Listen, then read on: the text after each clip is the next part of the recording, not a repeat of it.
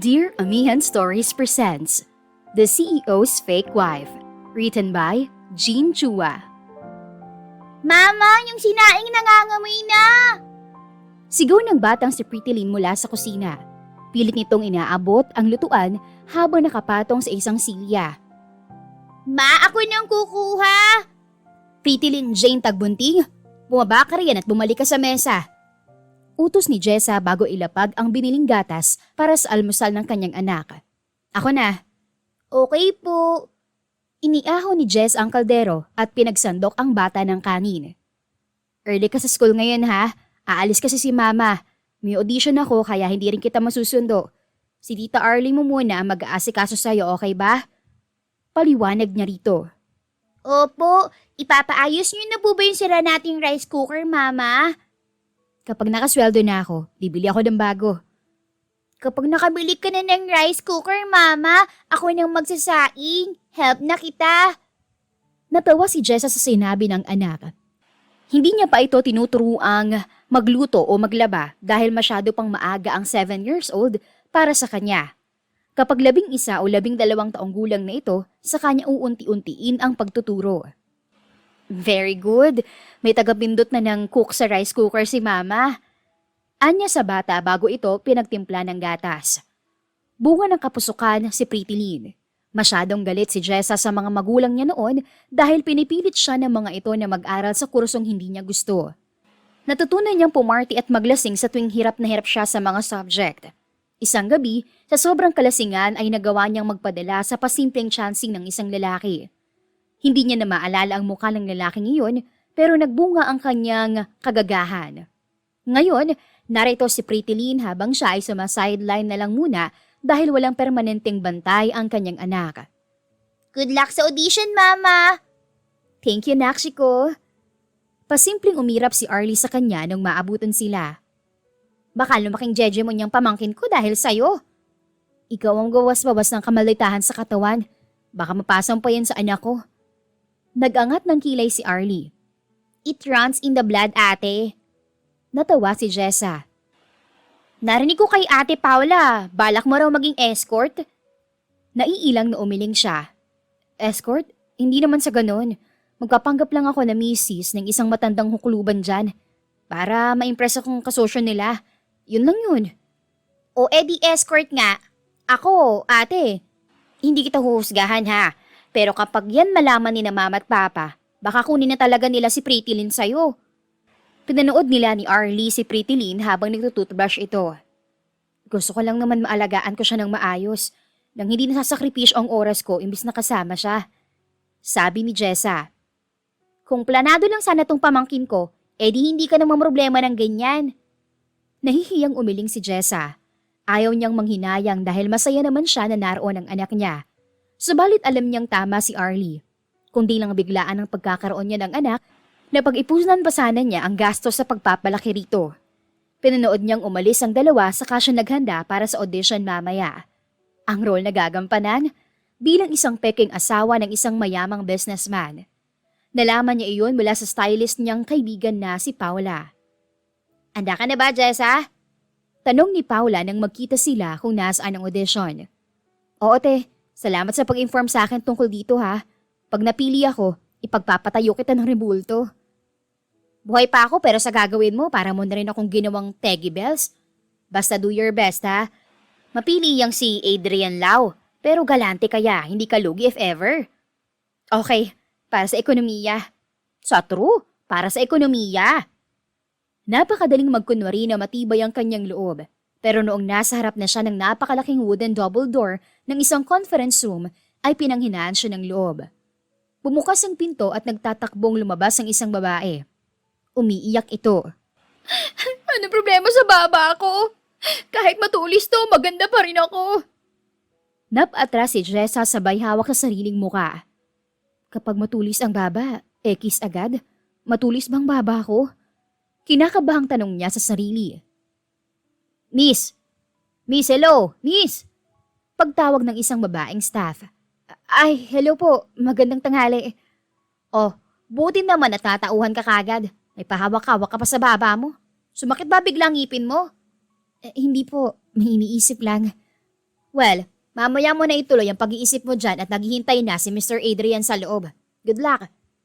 Pinagbuksan siya nito ng pinto kaya agad siyang tumalima. Sa pagpasok niya, una niyang napansin ang maaliwalas na paligid. Sila'y nasa isa sa mga top floors ng eksklusibong hotel at sa harap niya ay 3 tao na nakahanay sa isang mahabang mesa. Tila defense panel para sa thesis ang atake ng mga ito. Tanong ng nag-iisang babae sa 3 interviewer na nakaupo. Jessa Jane Tangbunting, 28 years old and single po. Simple niyang sagot. Alright, can you swim? Athletic ka ba? We need someone na kayang sabayan ang outdoor activities ng friends ni client. Yes po, athletic ako at very energetic pa. Ang paborito ko nga pong sports ay Chinese garter at luksong baka eh. Dagdag niya sa isipan. Virgin ka pa ba? Napalunok si Jessa. Hindi na po. Tumigil saglit ang mga nag-i-interview at bumilis ang pagsulat ng mga ito sa folder na hawak. Hindi alam ni Jessa kung ba't umamin siya agad, pero ang totoo ay ayaw niyang magsinungaling. Inilihim niya na nga ang tungkol kay Pretty Lynn. Lastly, can you do a slow turn, Jessa? Tumango siya at dahan-dahang umikot. Yun nga lang, sa pagharap niya sa likod, naabutan niya ang malamig na tingin ng isang matangkad na lalaki. Nakasandal ito sa pinto at ipinagkrus pa ang braso. Nakita na ba kami ng lalaking to dati? Ang gwapo niya naman. Nasabi ni Jessa sa sarili. Hindi niya na malayang nakahintulang pala siya at limot na ang utos ng interviewers. Okay, Miss Jessa. I am sure may iba pang trabaho na mas babagay pa sa'yo. We're going to look for new candidates. Thank you for coming. Marahang umiling ang lalaking kaharap niya. She's hired. Pumunta ka bukas sa address na bibigay ng sekretary ko. You have to be early or just don't come at all. Namilog ang mga mata niya. Naglahad naman ng palad ang lalaki at tipid na ngumiti. I'm Adrian Lau, your future fake husband. Jessa at Jane Tagbunting, sir. Thanks for the opportunity. Masayang anya. Mabuti na lang at dumating si Sir Adrian. Kung mga interviewer ang nag-decide para sa kanya, siguradong bigo siyang uuwi. Noted, sir. Sabay na sambit ng 3 nag-i-interview bago nagsitayuan ang mga ito. Nung harapin naman ni Jessa si Adrian ay wala na ito sa pwesto at malayo na ang nalakad paalis. Hinintay niya na matapos ang pagrehistro sa kanya bago siya umuwi. Ang daming umuwing luhaan sa interview sabi nung ibang kakilala ko. Ani Paula nung magkita sila ulit. Madugo ang tanungan pati na ang pressure kasi nandun si Mr. Adrian. Mala college entrance exam test ang katanungan kumbaga. Ha? Parang hindi naman ah. Ang totoo niyan, si Sir Adrian pa nga ang personal na pumigil sa mga interviewers na yan na alisin ako eh. Astig nga eh. Sinabi niya lang, you're hired. Tapos bumait agad yung staff niya sa akin. Well, if si Sir Adrian ang pumili, hindi lang basta-basta swerte yan, Jessa. Kilalang pihikan niya at gusto lagi. High quality ang napupunta sa kanya. Iba ka talaga, girl. Ngumiti si Jessa. Ang mahalaga, may work na ako na malaki ang kita. Bahala na siya. Pakikisamahan ko lang din naman yun eh. Kinabukasan, nalula si Jessa sa price tag ng mga damit na ipinasusuot sa kanya. Sinusubaybayan ni Adrian ang kanyang kilos at ultimo kuko niya dapat ipaayos. This one is good. Ito nang ipasuot sa kanya. Okay, Sir Adrian. Nakangiti lang si Jessa at naghihintay na matapos sa wakas ang kanyang makeover. You're bored? Tanong ng lalaki. Yes. Nag-angat ito ng kilay. Kung bored ka, i-review mo yung papeles na ipinapabasa ko sa'yo. Simutin mo yung oras. Huwag yung tumutulala ka lang dyan. Napawi ang ngiti niya. Ang akala ni Jessa nung una, approachable si Adrian. Papabol na papabol ang height at tindig na siyang binawi naman na pagiging cold nito. Naiintindihan niya kung kinakailangan nito ng time para mag-open up sa kanya. Hihintayin niya na lang na makapagpalagayan sila ng loob. Sir, picture test po, Ma'am Jessa. Sir Adrian, smile! Agad na binatak ni Jessa ang bibig at ngumiti. Good smile, Ma'am and Sir. Kailangan po nating ngumiti, alright? Titingnan po natin ang chemistry niyo ni Ma'am Jessa sa picture. Paliwanag ng photographer. Mamaya na. Hindi pa naman siya bihis kaya magsasayang lang. Please, delete the photos. Baka kumalat pa yan at pagmula ng chismis. We only need the good rumors to spread. Utos ni Adrian bago iginiya si Jessa sa upuan para magpahinga. Okay, sir. Jessa, kailangan mong basahin ang etiquette guide na to. kailangan mo rin i-master itong art of speaking and eating para hindi mapahiya si Sir Adrian. Kumikirot na ang ulo ni Jessa dahil sa dami ng mga taong nakapalibot sa kanya at sa malamig na ekspresyon ni Adrian. Ano? Di mo na kaya? Tanong nito. Ngumiti lamang siya. Pahinging juice, nauuhaw na ako. Sabi ng mga ito, hanggat maaari ay masasanay dapat siya na Adrian lang ang tawag sa lalaki. Tila si Adrian naman ang hindi mismo komportable dahil panay ang iling nito. Kabado man siya ay tila mas stress naman si Adrian. Ano bang ikinababahala ng mokong na to? Anya sa isip.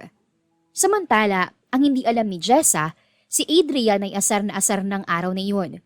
Hindi niya aakalaing ganoon pala kahirap ang pumeke ng asawa. Hindi siya ang tipo na kinakailangan mag-hire ng babae para may mapakasalan. Kung seseryosohin niya ay meron siyang mapapa-oo sa loob lang ng ilang buwan. Ang problema, ayaw niya pang mag-asawa. Hindi pa siya handa. Masyado pa siyang busy at ayaw niyang pinakikialaman ang buhay niya. So, real marriage is a no-no. Gusto mo makuha ang 12 hectares ng lupa ng mga Sebastian para paggawa ng bagong factory, tama? The Sebastian couple are happily married for 35 years na. At dahil traditional sila, sa tingin mo, mapapapayag mo silang ibenta sa iyo ang lupa kapag nakita nilang isa kang dedicated at mapagmahal na asawa. Pagsasalaysay ng kaibigan niyang si Kevin sa kanyang balak noong magkita sila kinagabihan. Well, yeah. Yan na nga. Hindi pa ako pinapahamak ng instinct ko. At tumama naman ang impormasyon na nakalap ko. Just give me time. All will fall perfectly according to plan. Sabi niya. Katatapos lang ng madugong practice niya kasama si Jessa Tagbunting. Isa pa ang babaeng yun. Sanhi rin ang inis niya simula kahapon pa. Excuse me. Instinct mo baka mo?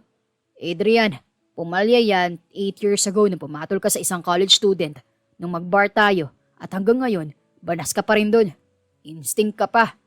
Pumalakpak pa si Kevin habang tumatawa. Napahilamos ng palad si Adrian. Hindi ko alam na estudyante pala lang siya. That time, okay? Di ko napansin. Masyado ako masaya sa unang deal na na-close ko. Napakaganda niya sa paningin ko and now, pinagsisisihan ko na yun. That was the first time na marinig kong kabahan ka kasi sabi mo di ka gumamit ng proteksyon. You kept the CCTV footage of her leaving your hotel room, di ba? Di ka naman niya pinikot. She never showed up claiming to be pregnant. Tumalim ang tingin ni Adrian. Baka ang totoo, di niya lang talaga ako kilala. 8 years later, limot niya na ang nangyari. Tumigil si Kevin sa pag-inom ng alak. Paano ka naman nakakasiguro? The little witch showed up at nag-audition bilang peke misis ko.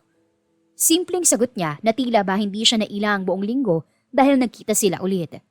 Naibuga ni Kevin ang alak na sinisimsim. You, damn it! Seryoso ba yan? That's rotten luck. Eh di pinaalis mo. I hired her. Muli ay umikot ang mata ni Kevin. Pre, ako tong umiinom pero ba't parang ikaw tong lasing? Bakit mo naman hinire? Sumandal si Adrian sa sofa at nagkunwaring walang pakialam kahit sa totoo ay pati siya ay nababahala na rin. 8 years ago, Jessa Tagbunting was my one night stand. Kung wala siyang interes na magpabuntis sa akin dati at pilitin akong magsustento o magpakasal, then she's the best fake wife for me now. Marami na akong nakita na kunwari kontento na raw maging fake wife ko. Pero panay ang tanong kung magtatabi ba kami sa higaan. Alam mo nang pakay nila. Napasipol si Kevin. Pwede ka naman mag-girlfriend pero pinapahirapan mo yung sarili mo. A girlfriend will expect a fake marriage to be real at the end of the day. Ang isang peking relasyon ay mabilis burahin kasi peke lang. Naliligtas ko na ang sarili ko sa madugong drama, Kevs. Sagot niya bago nilagok ang laman ng sarili niyang baso. He kept things bottled up inside. Hindi siya basta-bastang nag-open up sa mga tao dahil pagod na siyang madismaya. Namulat siya sa bahay ampunan. Inadopt siya ng mag-asawang Lau noong akala ng mga ito ay wala ng chance ang mga ito para magkaroon ng sariling anak. Na-enjoy niya ang pagiging panganay ng pamilya hanggang sa magkaroon ng miracle baby si Mrs. Lau. Mula noon, naitsapwera na siya. Nakalimutan na siya ng mga ito at dahil mas nakatatanda siya, in-expect ng lahat na kaya na niya ang sarili at hindi niya na kailangan ng pag-aaruga. Sa huli, hindi rin naman sila magkadugo kaya dapat ay ipagpasalamat na niya na dala niya ang apelyido ng mga ito kasama na ang lahat ng perks ng pagiging anak ng mga ito, lalong-lalo na sa pinansyal. Adrian, layo ng tingin mo ah. May iniisip ka ba? Untag sa kanya ni Kevin. Gaya niya, galing din ito sa ampunan.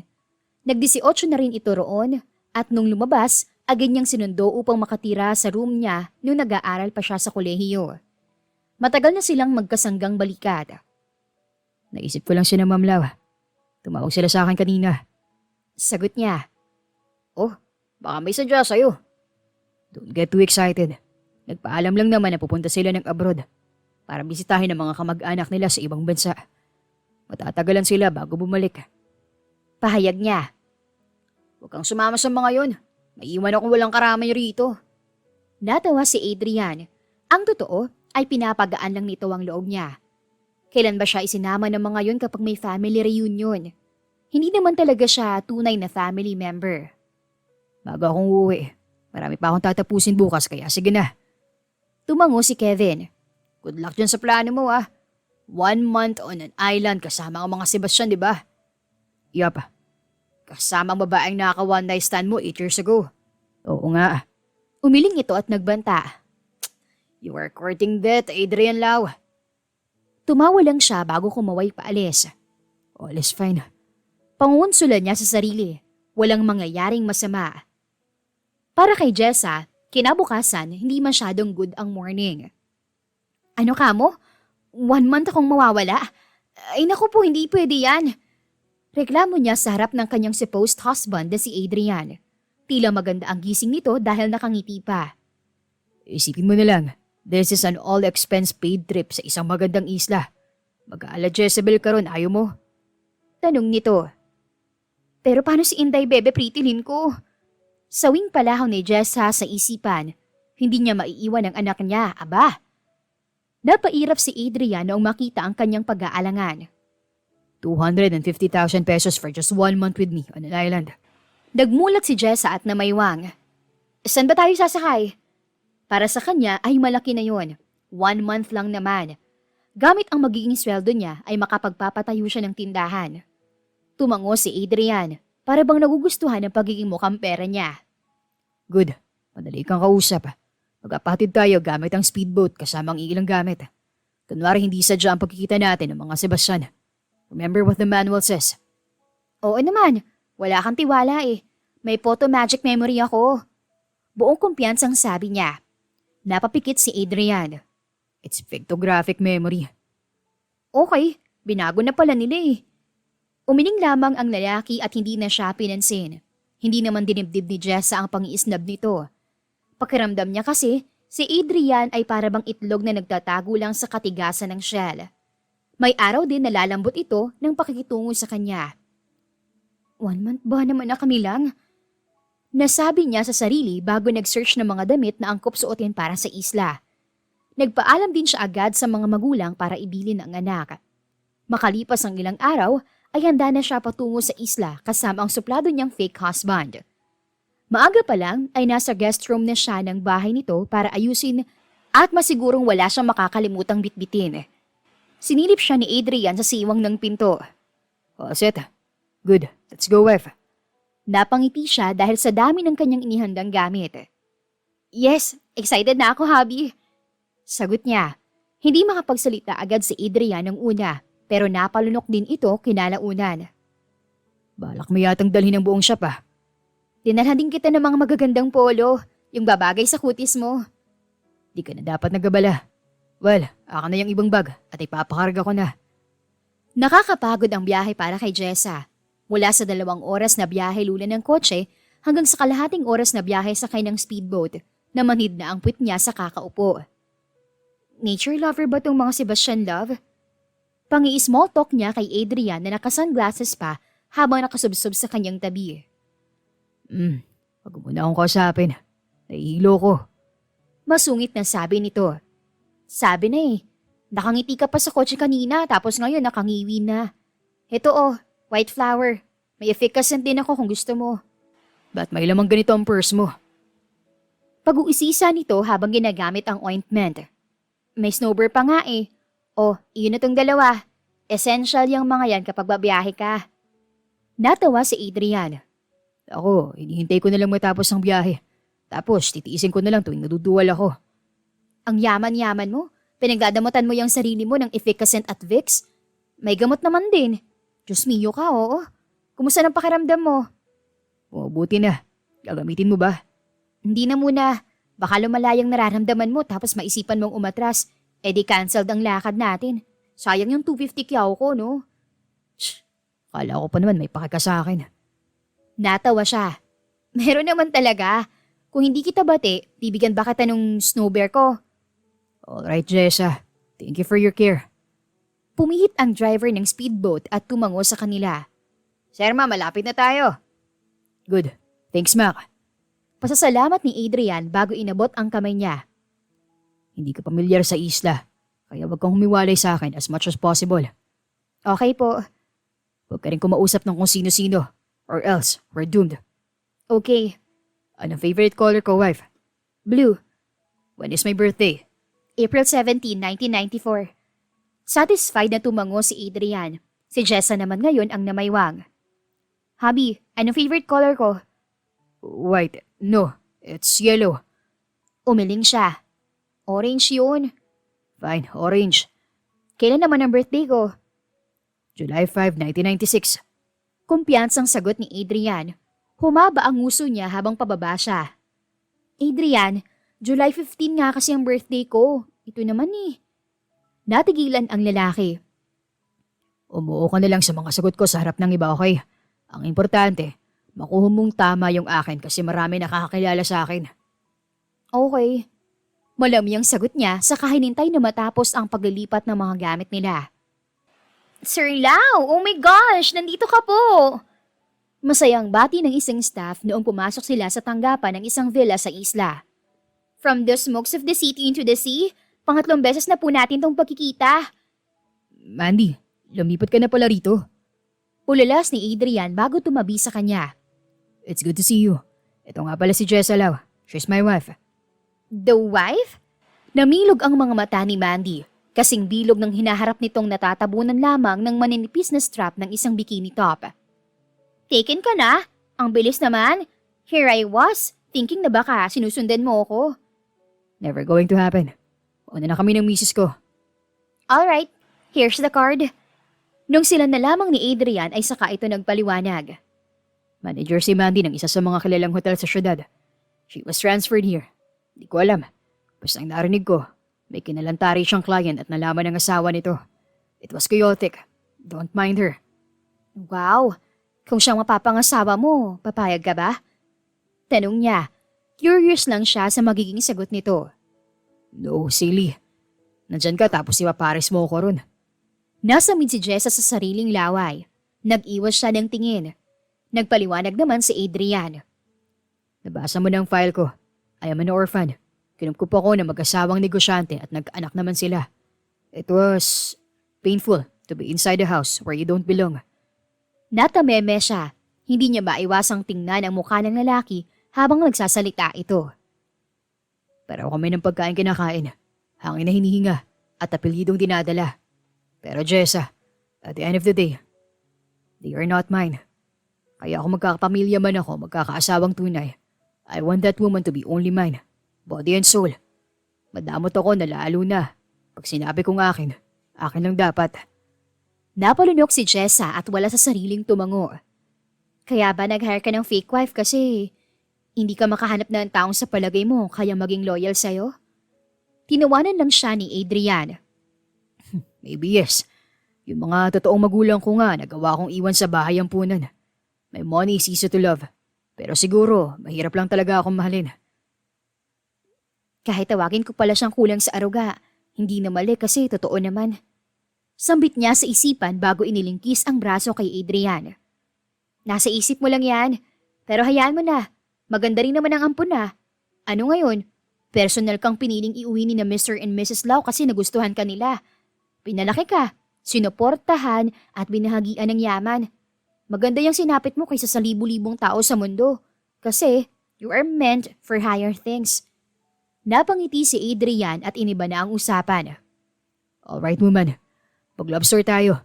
Ituro mo lahat ng gusto mong kainin, okay? Lah, ang swerte-swerte ko naman sa'yo, husband. Inirapan siya ni Adrian kaya napahagalpak siya ng tawa. Check ko kung nasa na mag-asawang Sebastian. Gandaan mong bihis mamaya ah. Sige. Nagustuhan ni Jess ang kanilang silid. Malawak ang glass wall at kitang-kita ang sunset view ng dagat. Na-excite siyang maligo sa samot-saring pabango na inihahalo sa bathtub. Sayang, sana kasama ko si Pretty Lynn ngayon. Panigurado, matutuwa sa dagat ang batang yun. Nangihinayang na Anya bago pumikit.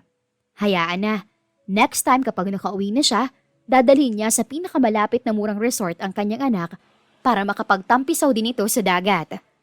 Paglabas niya mula sa banyo, wala pa rin si Adrian. Naiiling na nagbihis siya at ipinaghanda na rin ng masusuot ang lalaki. Mukhang magtatabi sila sa iisang higaan, pero ayos lang dahil malaki naman yun. Didistansya na lang siya. Isa pa, mukhang hindi rin naman interesado si Adrian sa kanya. Jessa, Tawag ng lalaki bago pumasok habang nagba-blow dry siya ng buhok. Po, it's all set. Katabi natin ang mag-asawang Sebastian sa hapunan. Wow, you cleaned up nicely. syempre baka may magreklamo na nasayang ang pera niya kung nagbihis pulubi ako. Umiling si Adrian. And you smelled great too.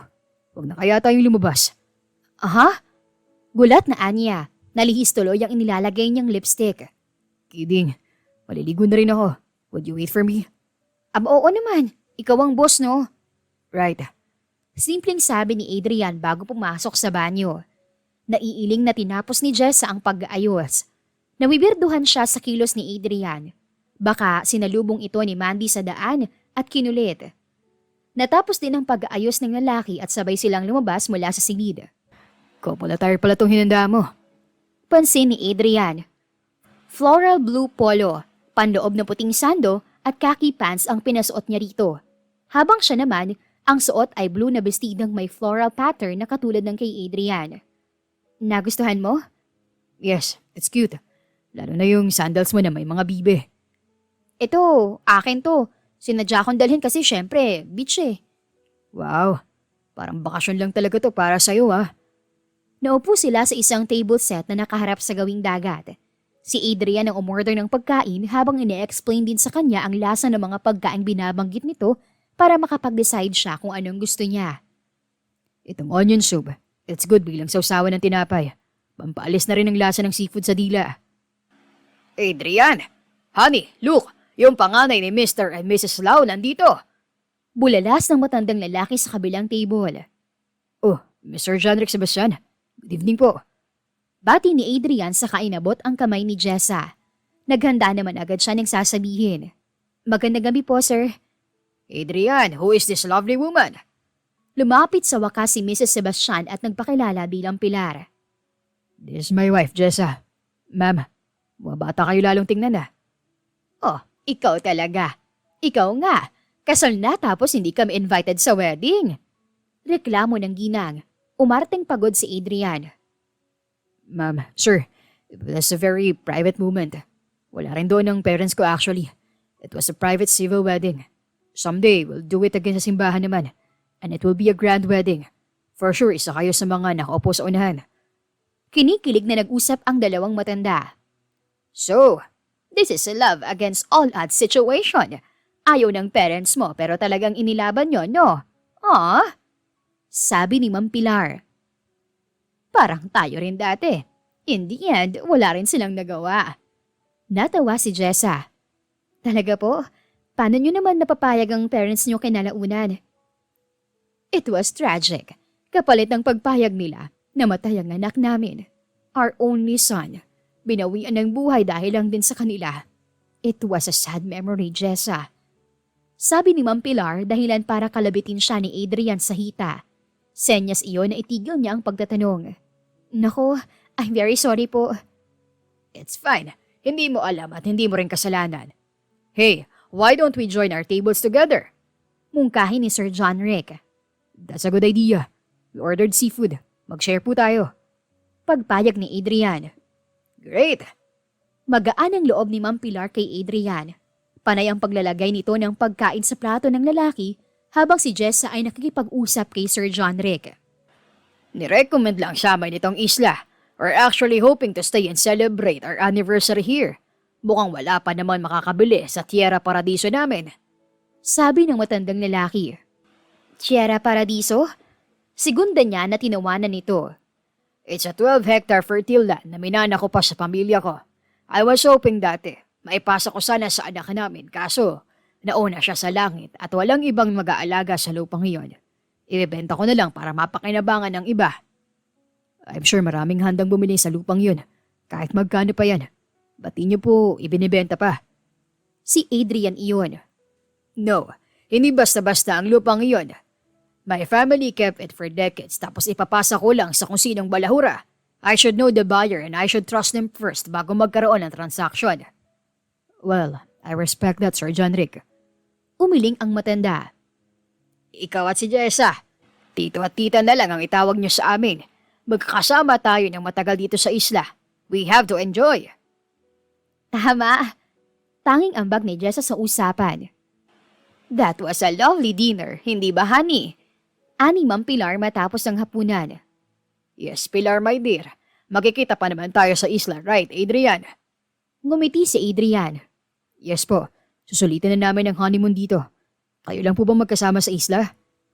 Oh no, kasama namin ang dalawa naming pamangkin from my sister's side. Kakagraduate lang nila at bilang gift, isinama namin sila rito. Oh, here they are. This is Sharon and Max. Pagpapakilala ni Ma'am Pilar sa mga kasama. Lumapit sa kanila ang magkapatid. Matatangkad ang mga ito at moreno ang kutis.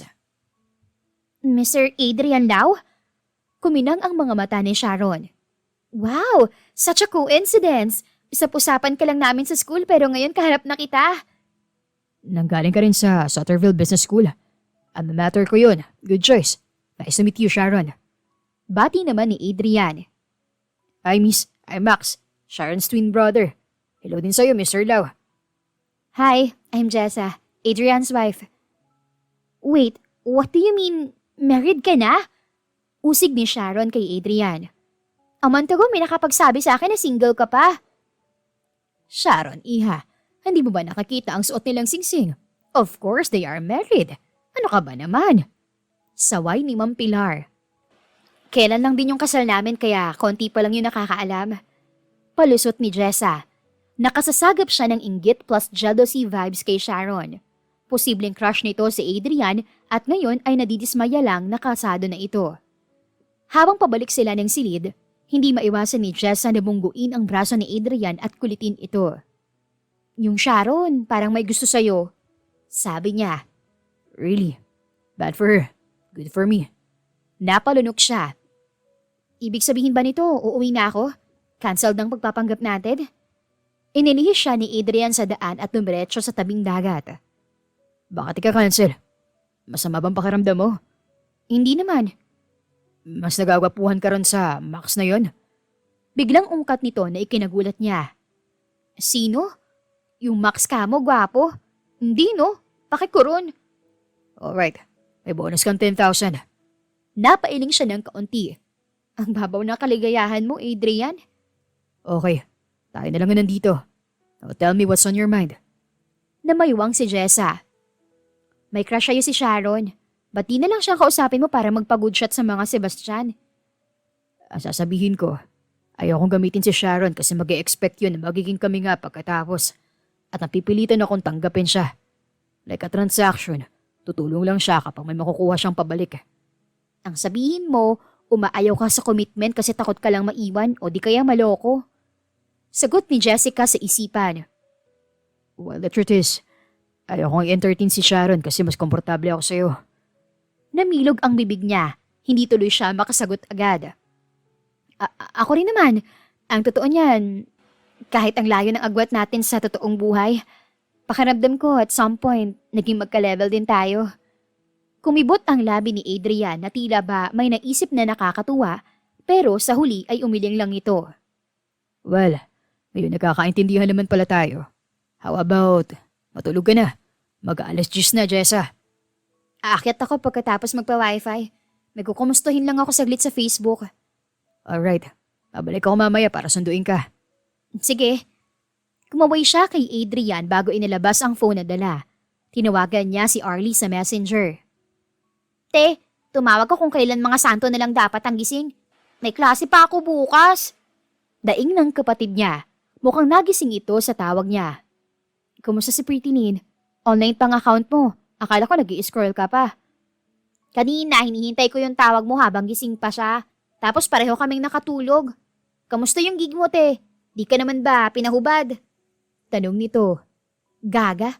Sabing hindi nga ganun tong trabahong to. Legit to, no? Ang legit, may rehistro sa gobyerno. Dapat di malaman ni Pretty Lynn to. Oo na. Asar na sabi niya.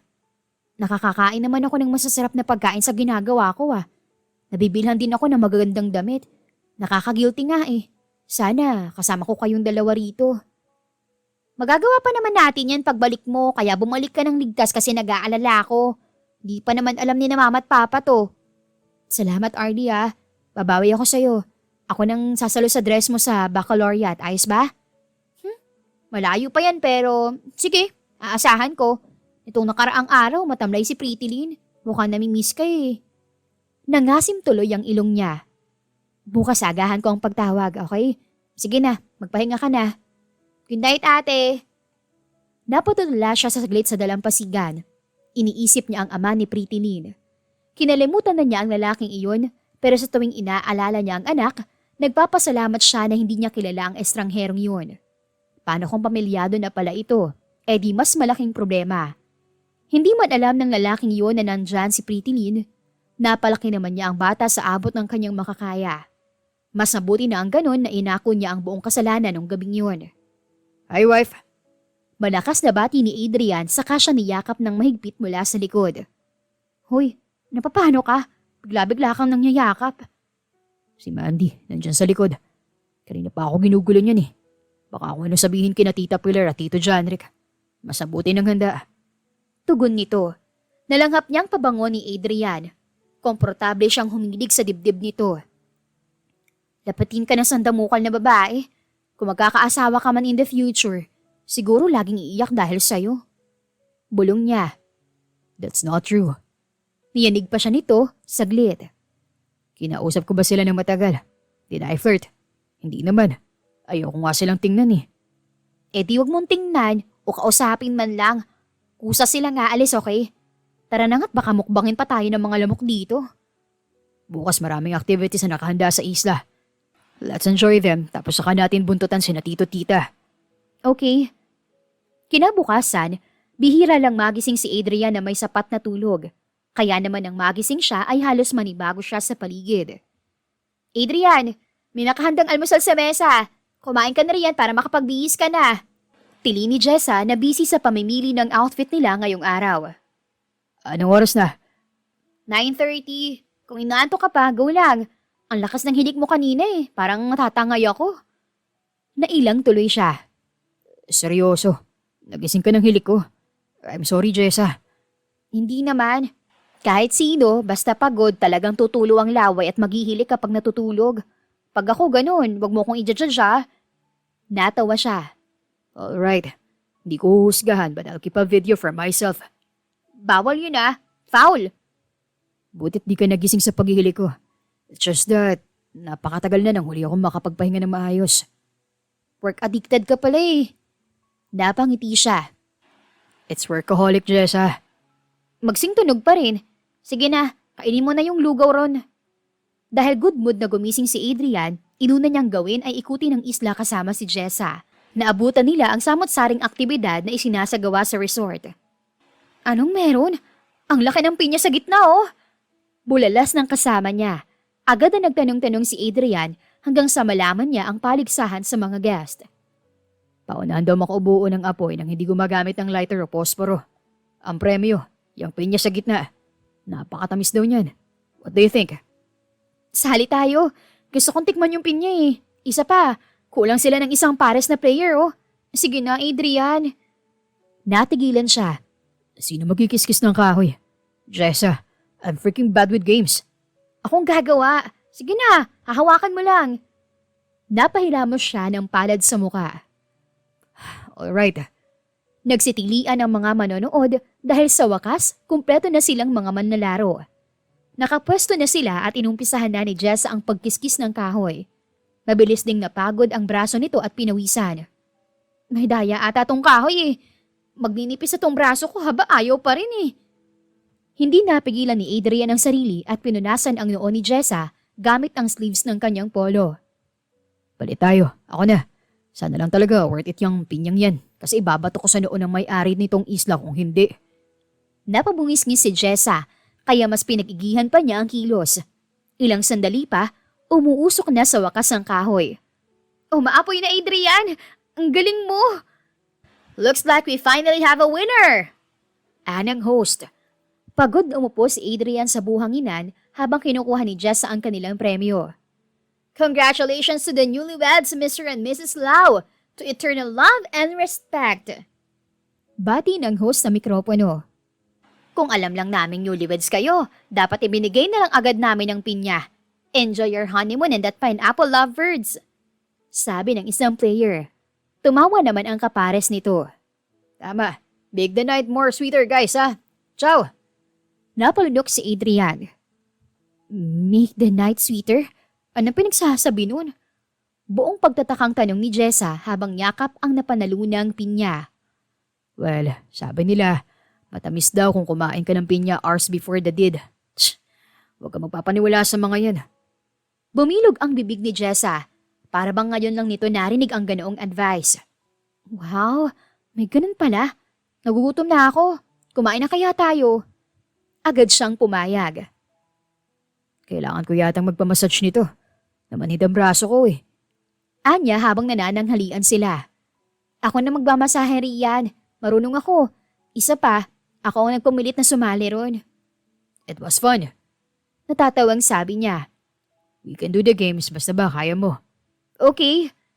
Nang pumatak ang tanghali, kinailangan ni Adrian na tawagan si Kevin upang makibalita sa mga kaganapan sa kumpanya.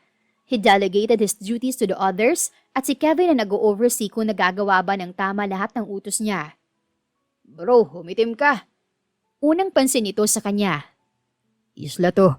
Mahirap iwasan ng araw. Talaga? Yung smile mo, saan galing yan? Kinuha niya ang pinyang nilinisan na ni Jessa at kumuha ng isang piraso. Nanalo kami sa isang palaro rito.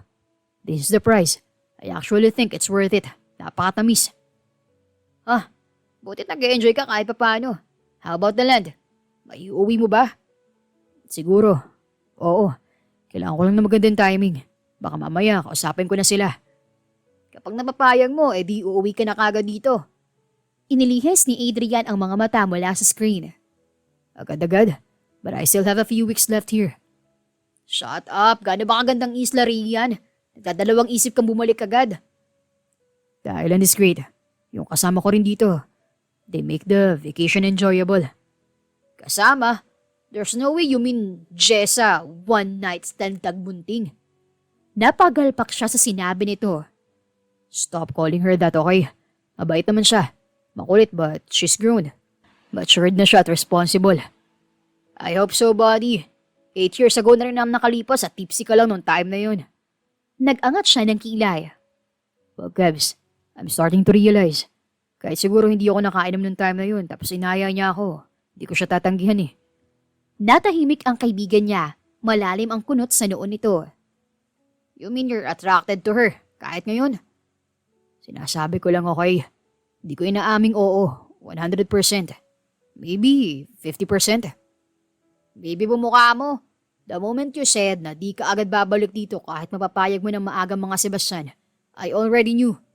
Well, mag-iingat ka lagi riyan and take note Mukhang hindi ka niyan naaalala. Baka ikaw lang interesado tapos siya hindi. Damn, Kevin. Ito lagi ang may sense na pumupukpok ng realidad sa nagdedelusyon niyang puso. Marami pa naman siyang oras kasama si Jessa. The first priority is the Sebastians.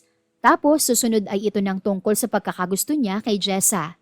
One step at a time. Dumaan ang ilang oras at pagdating ng hapon ay pinuntahan nila ni Jess ang mag-asawang Sebastian. Naabutin nilang nagtutulakan ang dalawang lovebirds sa dalampasigan. Matatanda na sila pero ang sweet pa rin, no? Sabi ni Jessa. Right. Bihira lang pagmamahal na umaabot ng ganyang katagal. I want my parents to be like that. Kaso masyado silang focus kay Brian. Yung totoo nilang anak. How about yours, Jess? Kumusta mga magulang mo? Okay naman. Hindi na masyadong sweet dala ng napakahabang taon nilang pagsasama.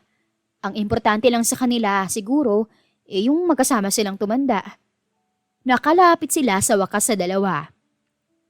Tita, tito, mukhang nag-enjoy po kayo ah. Bati ni Jessa sa mag-asawa. Hindi pa actually. Ito kasing si Janrick, sabi nang magbabanana boat tayo eh. Sumbong ng ginang.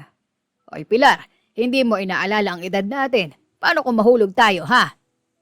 Wala namang age limit ah. We can ask the man to go slower. Kahit magdagdag tayo ng bayad para lang tayo ang sasakay.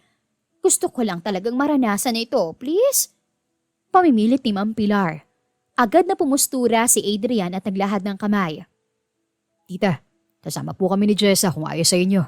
Marunong kaming lumangoy. Adrian is such a gentleman. Pumayag ka na, Janrick.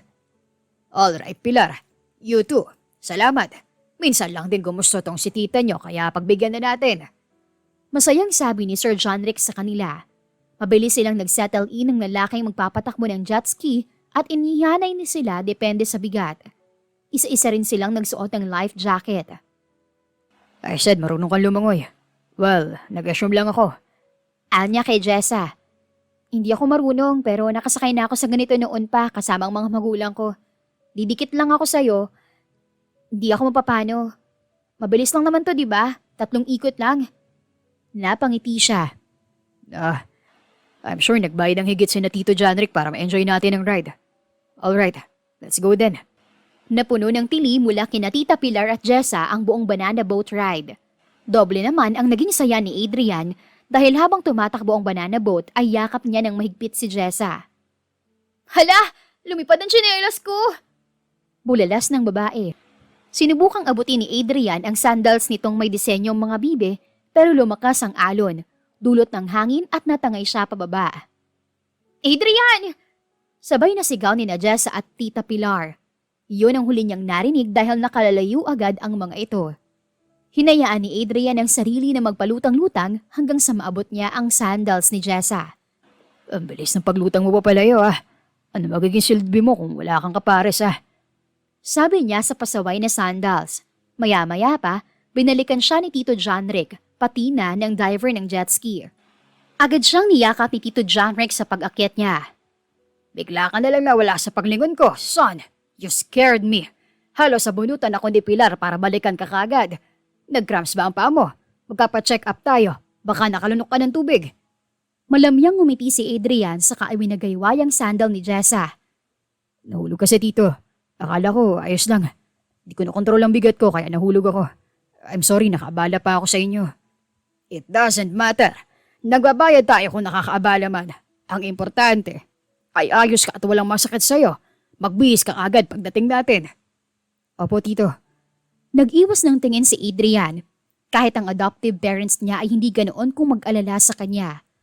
Pagdating nila sa dalampasigan, naabutan niya sina Tita Pilar at Jessa na naghihintay. Kapwa pulang-pula ang mga mata ng dalawa. I'm fine, guys. May suot naman akong life vest kaya lumutang lang ako. Umiling si Tita Pilar. Ngayon lang ako kinabahan muli ng ganito.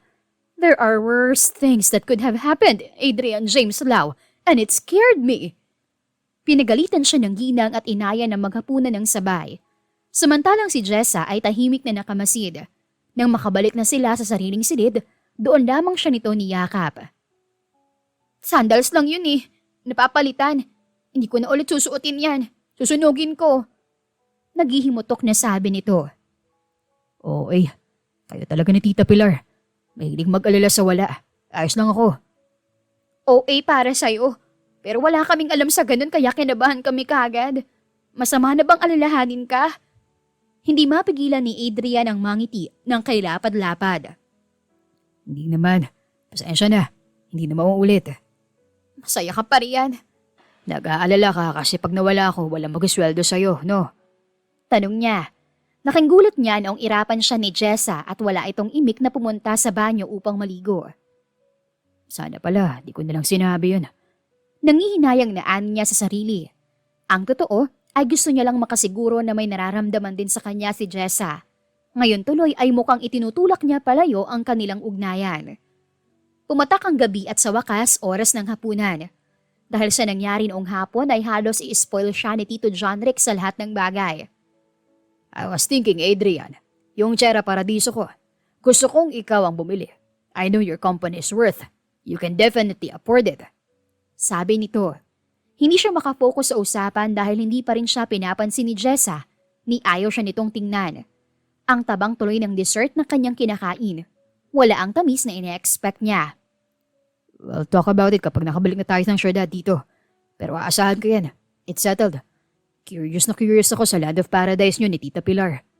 Simpleng sabi niya. Iha, Jessa, hindi ka man lang nagsalita ngayong gabi. May problema ba? Usisa ni Tita Pilar sa babae. Dumako sa kanya ang tingin ni Jessa pero agad itong napag-irap. Natawa ang dalawang matanda habang si Adrian naman ay lalo lamang tumamlay. Hindi niya alam kung paano ito kakausapin.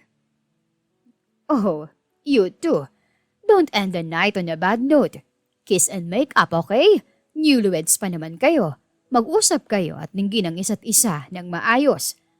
Pangangaral ng ginang. Wag mo masamain kapag nag-aalala ako sa'yo, okay? Hindi lang ako nagkakaganito dahil lang sa sinabi mo. Hindi ako mababaw na tao. Pahayag ni Jessa. Tumango agad siya at inilapit ang kanilang mga upuan. I'm sorry. Hindi ko rin alam ba't nasabi ko yun eh. Unti-unting tumango si Jessa at tumukwang upang kintalan siya ng halik sa labi. Naging tuod siya ng ilang segundo. Kumunot tuloy ang noo ni Jessa. Yan na yung kiss. Paano yung make-up? Kiss and make-up raw sabi ni tita. Mag-retouch ba ako? Bulong nito. Pinigilan niya ang matawa ng malakas at niyakap na lang ito. You silly duck. Yung sabi ni tita na make-up, ibig sabihin ay magbati na tayo. Are we okay, Jessa? Di ka na ba nagtatampo? Hindi na. Yes! Napagbati natin sila, John Rick! Bulala si Tita Pilar. Nabitiwan niya tuloy si Jessa. Saglit niyang nalimutan na may kasama pala sila sa table. Young love, Pilar. It's good to be young.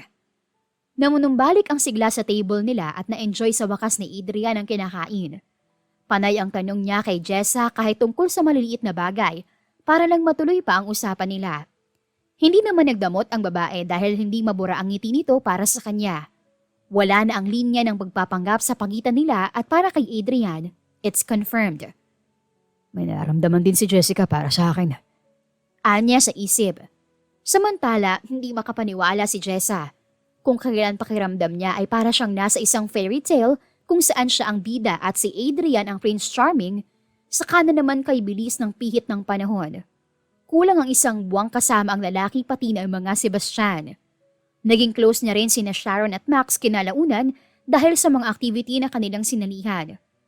Makukulit naman pala ang dalawa. Yun nga lang ay napakahilig pumarty kaya laging wala. Tama na, miss ko na rin ang anak ko eh. Bulong niya saka nagpatuloy siya sa pag-aayos ng mga gamit.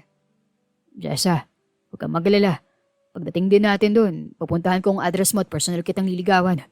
This month with you was priceless. Nakakalimutan ko tuloy ang sadya natin dito dahil sa'yo. Malambing na pahayag ni Adrian. Kinabahan tuloy siya. Saka ka na mangako niyan kapag nakapunta ka na sa amin. Tinanggap ko yung trabahong gaya nito kaya alam mo nang gipit ako.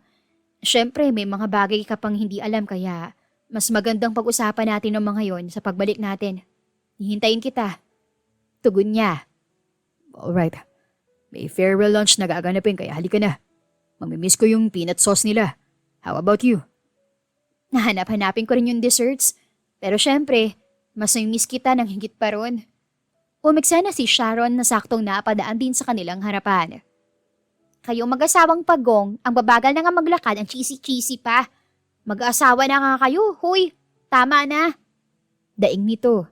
Itinikom nila ni Adrian ang bibig. Matapos ang lunch na puno ng kantahan at tawanan, sabay na bumiyahe paalis ng isla sina Adrian at Jessa, pati na ang mga Sebastian. Matapos ang malalambing na pagpapaalam, kanya-kanya na silang kotse sa pag-uwi. Thank you for the best experience of my life, Jessa.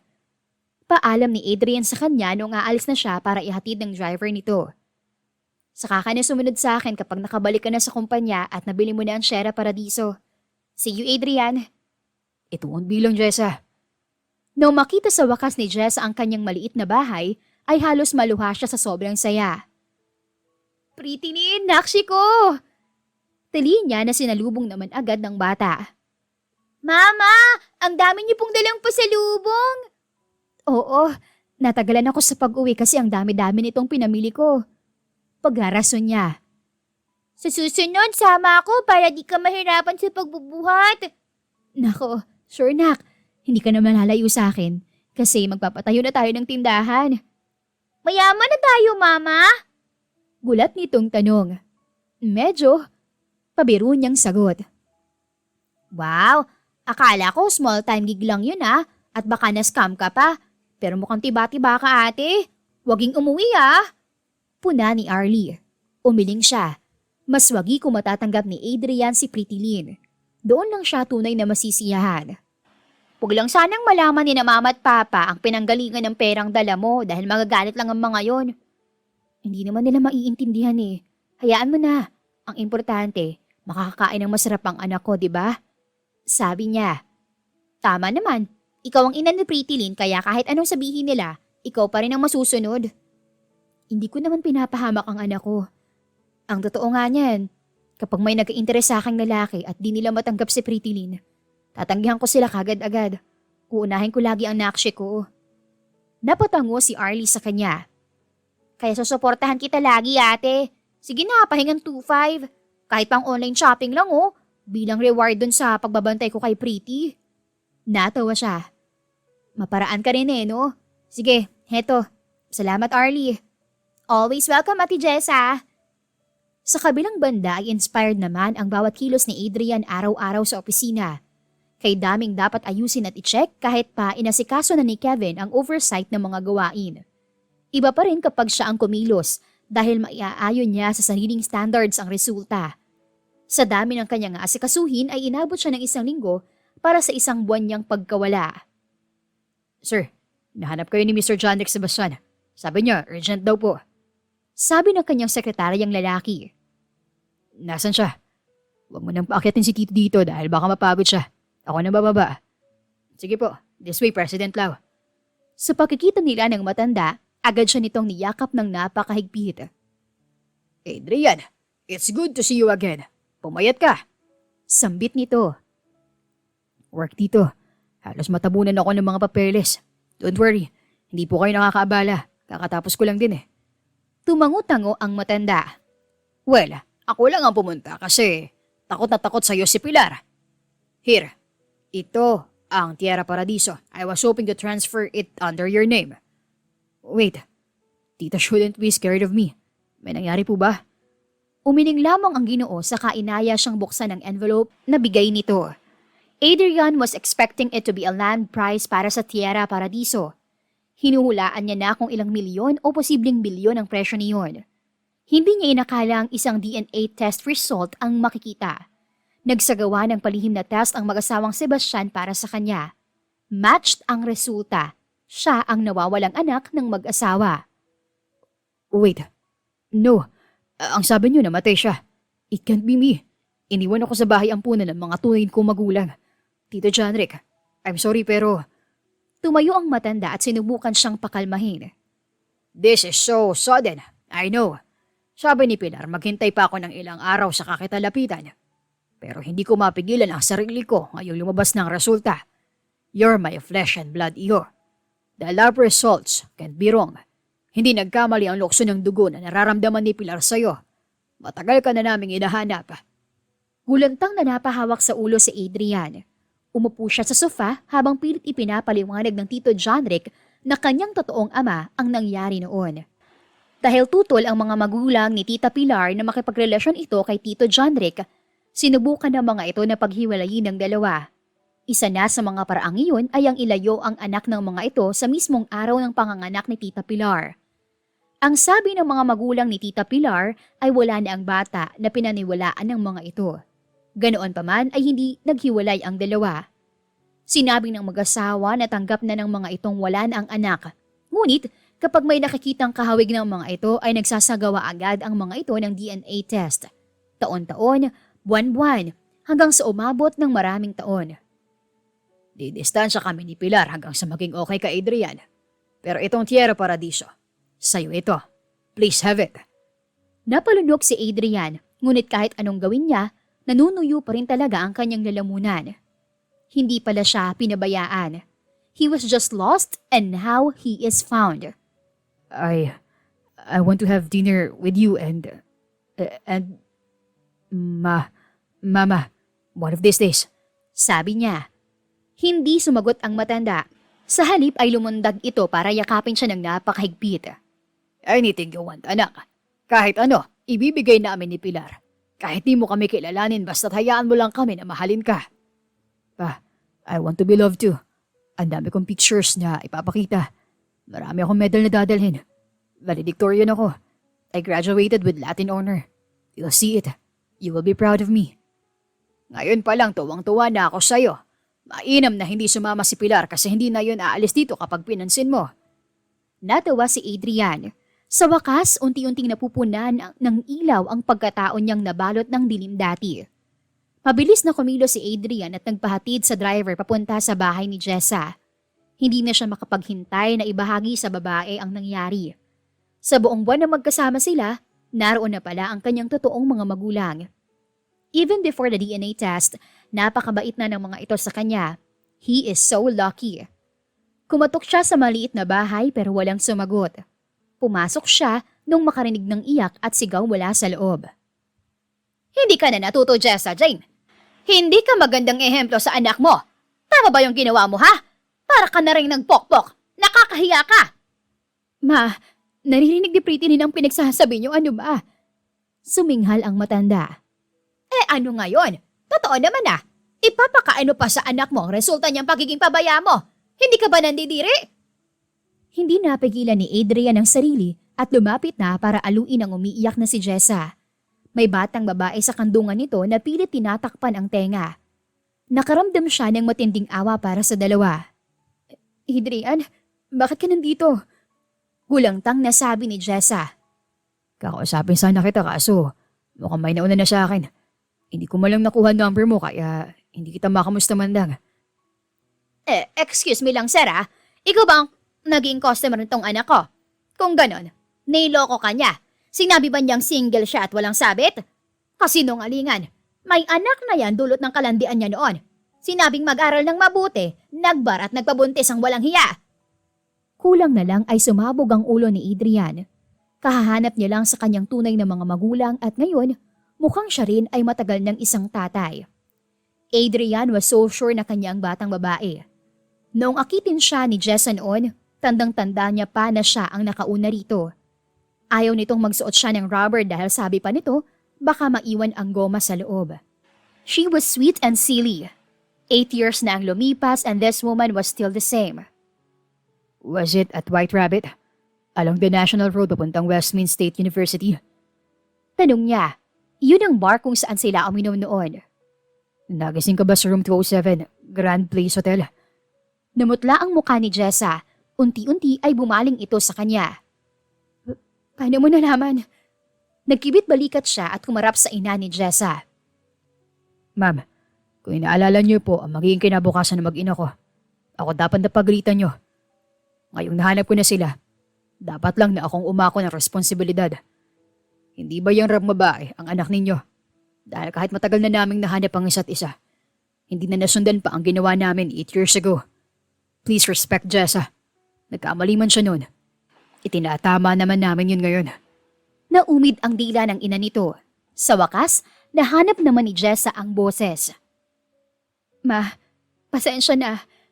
Pero kahit anong pilit ko, hindi ko kayang tapusin ang kursong gusto niyo. Nung nandun ako, hindi ako masaya, ma. Hirap na hirap akong huminga kasi pakiramdam ko. Ako lang ang bobo sa classroom. Sorry kung hindi ako naging nurse gaya ng gusto niyo. Tumalikod ang matanda at walang imik na umalis sa bahay. Mukhang di nito inaasahan ang pagdating niya. Nanginginig na binitawan ni Jessa ang bata at iniharap sa kanya. Nakshi, siya ang papa mo. Ani Jessa sa bata at saka bumaling sa kanya. Siya si Pretty Nin. Hinayaan ni Adrian na suriin siya ng bata hanggang sa abutin nito ang kanyang kamay.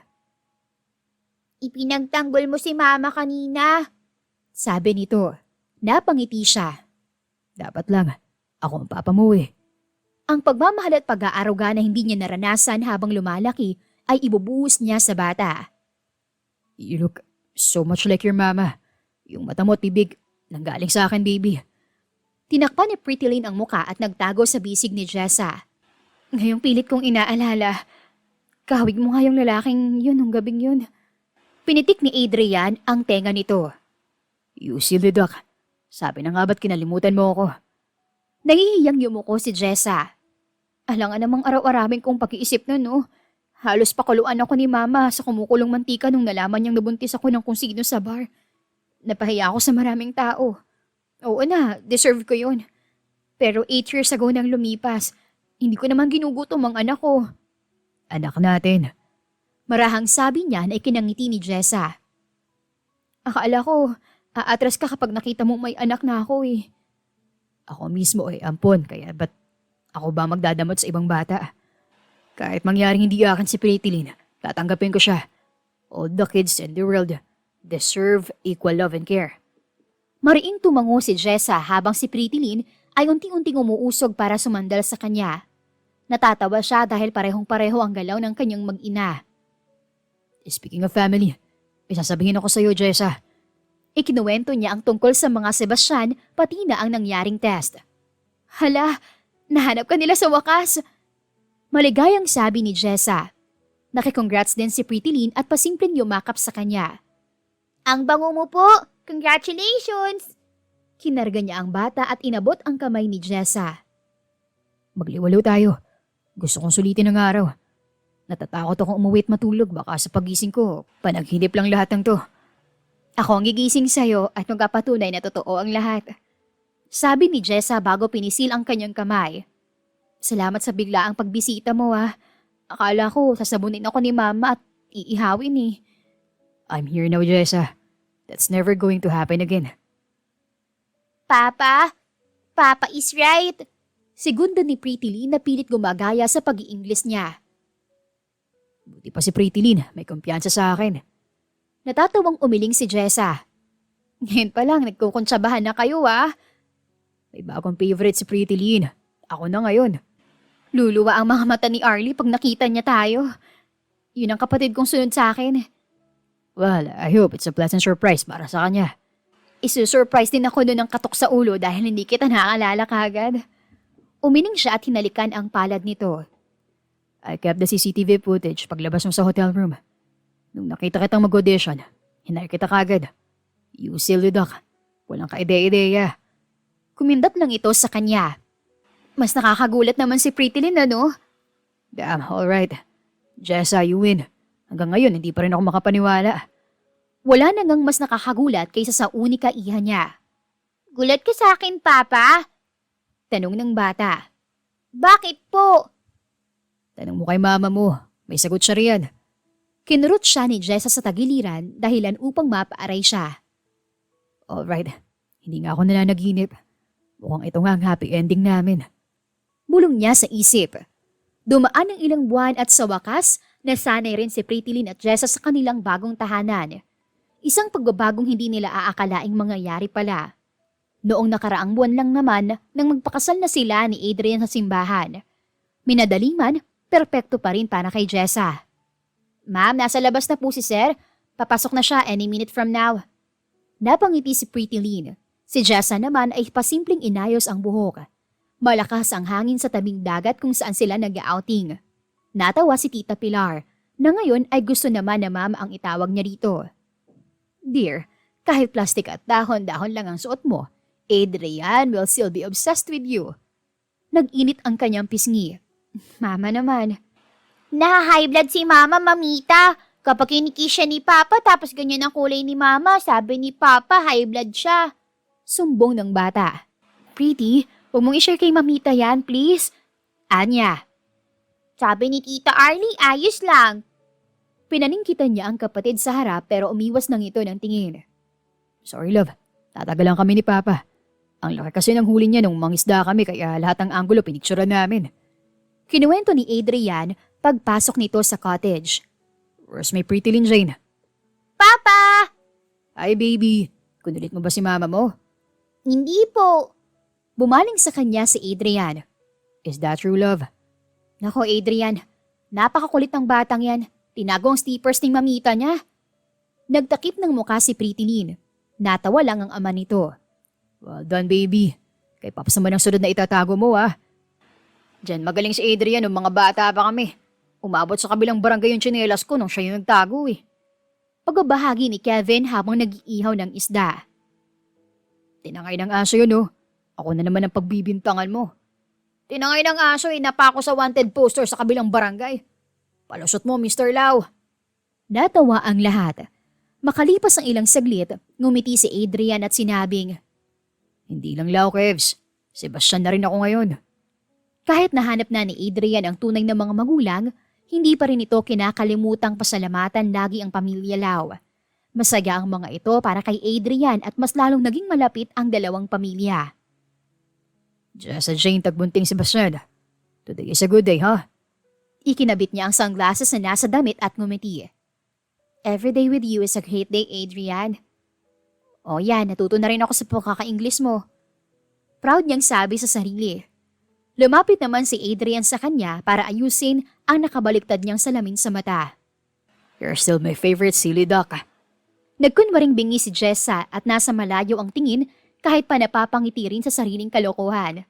Tatanda na lang siguro sila na laging ganoon. Para sa kanya, napakasaya nun. The end. Kung nagustuhan ninyo ang aming istorya, ay huwag kalimutang mag-like at subscribe. Mag-iingat po tayong lahat. Salamat!